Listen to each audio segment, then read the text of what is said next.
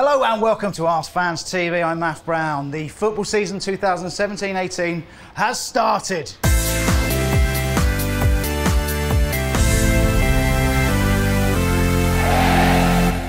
First weekend's been and gone. Some amazing results. Oh, let's recap them using the Phil Neville method of counting. Number 1, Huddersfield Town were top of the Premier League. Who thought we'd see that this side of the war? 1, Chelsea went 3-0 down to Burnley. Their manager, Sean Dyche, was so excited he was shouting so much he actually went hoarse. But no one can tell, because he's always hoarse. In fact, he's so hoarse, Findes want to make a lasagna out of him. 1, Wayne Rooney scored for Everton just a mere 4,000 days after the last time he did it. Or to put that another way, just 18 hair transplants. What else has been happening in football? Well, Neymar finally completed his move to Paris Saint-Germain. PSG are paying him £40 million a year. I mean, that's good work if you can get it. His days of texting a mate for an Orange Wednesday code are well and truly over. And finally, I have got myself a dog, and as a football fan, I've decided that instead of teaching it normal commands, I'm going to change them for footballers' names. For example, to sit, that's Zidane, it's already close to it. Roll over for no reason, Cristiano Ronaldo. To play dead, that's Fabrice Mwamba. Now, before you tweet me about that, he's alive and well. So, coming up on today's show, we've got legendary fullback Nigel Winterburn, we catch up with our roving reporter Jonty Sargent, and we've got your favourite challenge bet and WackyAcca bet. OK, let's go and see what Nigel's up to. Nigel Winterburn, good to meet you. I'm Maff. Looking forward to it? Certainly am. Great start to the weekend. Yeah. Plenty of sending offs, plenty of goals, and some awful defending. Perfect for me. Hold on a minute here. Yeah. Obviously not a positive result last week for you, was it? No, sorry. Emil Heskey got a bit excited because he was losing. Oh, cheating going on as well, oh! yeah? Oh, yeah, it's me.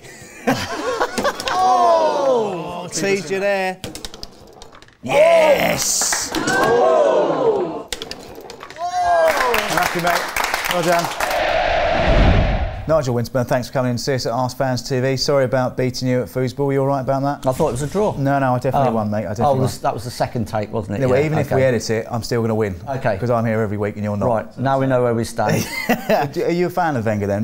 Because obviously the Arsenal fans are constantly doing the Wenger in, Wenger out. As a player working under Arsene Wenger, absolutely sensational. The freedom that he gives you, it makes you feel as if you're the best player in that position, but not only at the football club, also within the league. For me, what is more debatable is whether Arsene Wenger has been holding Arsenal above where they should be, or is it that he's been holding them back? And I think I know the answer to that. Right. Okay. Is there any good stories about the Tuesday Club you want to share? Under George Graham, he found out that the players were going out. But he never he used to keep his distance, George, from the players. So he sent Stuart Houston to try and track the players down once. And let's just say we were in a wine bar in Potter's Bar. We were having a few drinks, and you just see this little face peering in through the window, like wiping the window from the outside. And the lads realised it was Stuart Houston. Right. And so like we all piled outside and said, well, you know what you're doing? He said, oh, I'm very, very sorry. He said, the boss has sent me to have a look what you're doing. Well, you might as well come in and have a few drinks with us then. So we got him inside and had a few drinks. Let's talk about your old mate Tony Adams. Has recently been linked with taking over Crystal Palace. Did you see this? I did see it, yes, and I spoke to Tony the other week as well. Right. Any inside gossip on this? Well, he did say there was some sort of link there, but then it was shot down very, very quickly, wasn't it? So I'm not sure now who to believe. Yeah. The palace chairman has said it's nonsense. He said it's nonsense. Yeah. But the fact that it's come out, I wonder if there's a little bit of a small percentage. It'd be interesting to see what happens. Yeah. Who was Wilder on a night out though? Was it Adams or Merson? Wilder was be Merce. Right. Yeah. Tony was a bit more not reserved, but liked to drink. Yeah. But Merce was completely wacky, wasn't he? Once he got out, he was a little bit wild. Yeah. Kyle Walker has just gone to Manchester City for £45 million. Yeah. Let's say you're playing now at your prime, around about 27, 28. Yeah. Very established left back. How much are you worth? 90. 90 million. Good attitude, mate. Well done. When you go out onto that pitch, you've got to feel, no matter who you're playing with or playing against, that you are the best. Who would you prefer, Bold or Keown? Do you want to get me lynched? Yeah. I hope Martin's not watching. What you look at is who you're playing alongside. Yeah. And I had a fantastic, what I call, relationship with Steve Bold. He was a left side centre half. obviously I'm the left back. That working relationship for me was second to none. I know I used to room with him, so I'm sorry, Martin. You might be very angry. I'm going to go with Stevie Bowl, but if you're talking about centre halves and the most annoying, then if you wanted someone to annoy the opposition, you'd want Martin in your team every single day of the week. It's funny you should say that, because obviously last week's guest was Emil Heskin. He said he was really nasty to play against. Yes. Really nasty to play. Did he work on that in training, or was he just naturally nasty? He did not need to. He's a lovely guy, Martin, but he's just got this way of a little bit. People used to say to me, "Oh, you're quite quiet off the pitch," but when you go out on the pitch, you seem to turn. I think Martin's a little bit like that as well. You know, he must win at all costs, and he will annoy anybody that gets in his way. If you were to see Paolo Di Canio today, would you get on with him? The incident you're talking about when he's at Sheffield Wednesday. Then he ended up at West Ham. And so did I. And on my very, very first day there, the players at West Ham, they put my training kit next to his. But you just probably need to ask Harry Redknapp about both of us, because he would never put us on the opposition team in a five-a-side game. Just in case. He always put us both together because we're so passionate about wanting to win. And do you think the ref dived? I think now the ref would have got a red card. It's like simulation, wasn't it? He just forgot how legs work, wasn't it? Just legs buckled. It's incredible. It's a little bit like Basil Fawlty, wasn't it? He's definitely got to get a red card now, that's for sure. Brilliant. Thanks so much. It's now time for our guest bet of the week. What have you got for us? Stoke v Arsenal, over 2.5 goals, 4-6. Ooh, you reckon? Easy. Nigel, thanks very much for coming. Cheers, thank you very much. It's been an absolute pleasure. Cheers. Thank you. Now, it's time for the Ask Fans Challenge Bet, sponsored by 21Bet, where we aim to turn £25 into £1,000. And well, what do you know? Our first bet came in courtesy of Lukaku's debut goal for Manchester United in the 33rd minute against West Ham. And thanks to 21Bet, who had enhanced United to lead at half-time to evens, we start this week with £50 in our account. As usual, if you're just joining us, be sure to open a new account at 21Bet to get all of our exclusive offers. This week, we're sticking with Manchester. The other one, though, as Man City face Everton. We start with £50, and we are putting that on over 2.5 goals at 4-7. But our sponsors, 21Bet, are giving us a special offer and boosting this to 4-5. That's almost twice the value. Simply open a new account with the code AskFans to get this brilliant offer. By the way, if you did that last week, don't worry, you will automatically be given the boosted price. So, just to recap then, place your bet on over 2.5 goals in Man City v Everton with us at the special boosted price with 21Bet, and next week we aim to start with 90 quid. How good is that? As always, go to askfans.co.uk for more details. Now then, let's go and talk to my little mate, Jonty Sargent, our roving reporter. Jonty, where are you today? Cheers, Maff. As you can see, I'm at Old Trafford to find out what the Manchester United faithful make of Jose's side's chances this season. Yeah, I think they'll pick up something. I wouldn't actually say what. I think they're sure they make a top 4 finish. I'm expecting that they're going to be better than last year. They've made some very good signings. I'm also expecting Pogba to be better than he was last year, having had a pre-season. Because last year when he signed, he had been on holiday for most of the summer.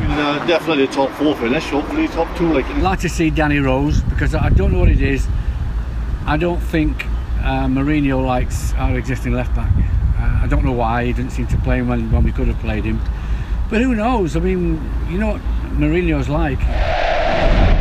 Brilliant work, Jonty. Thanks very much over at Old Trafford. Always nice to hear from the fans as well. On that, we did ask you to get in touch over Twitter using the hashtag AskNigel. Here's your questions to Nigel Winterburn. Let's see what he had to say.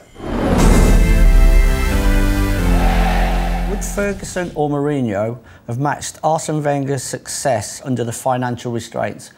Both fantastic managers. If you're looking at the squad at that period of time, I think they would have matched Arsene Wenger's success.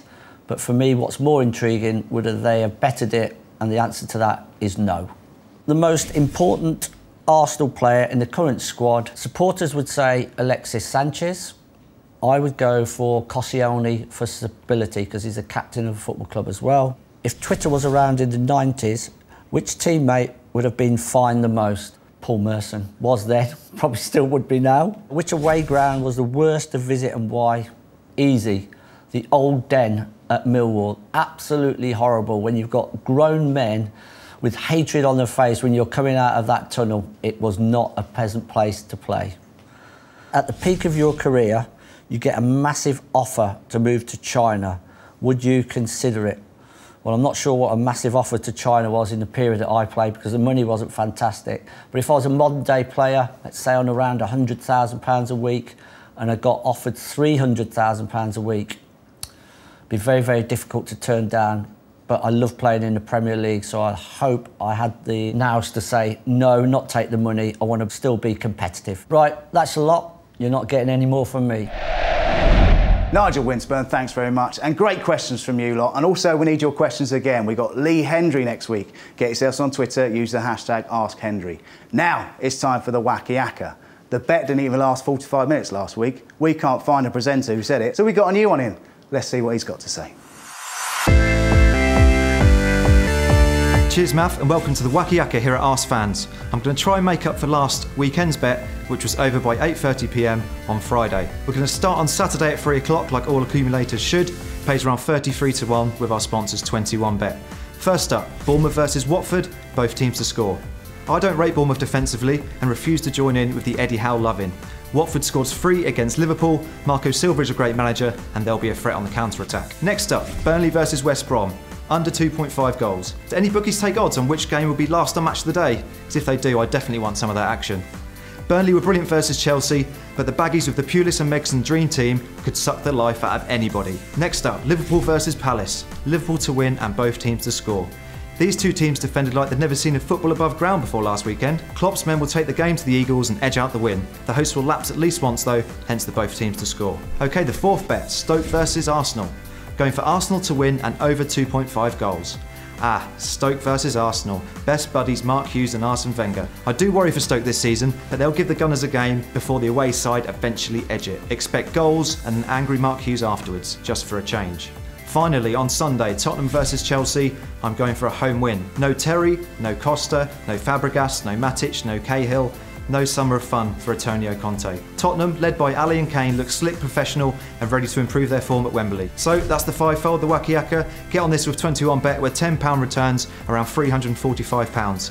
I'll see you at the bar where, because I'm such a lad, mine's a G&T. Until next week, that's the WackyAcca. All right, that's it. Join us next week. We've got another fantastic guest in Lee Hendry. If you want to join in and ask him a question, use the hashtag AskHendry. In fact, look out for us on social media. Come and like and share us. And do bear in mind, if the gambling is getting too much, just stop, take it easy. Thank you very much for watching. We'll see you again. Bye.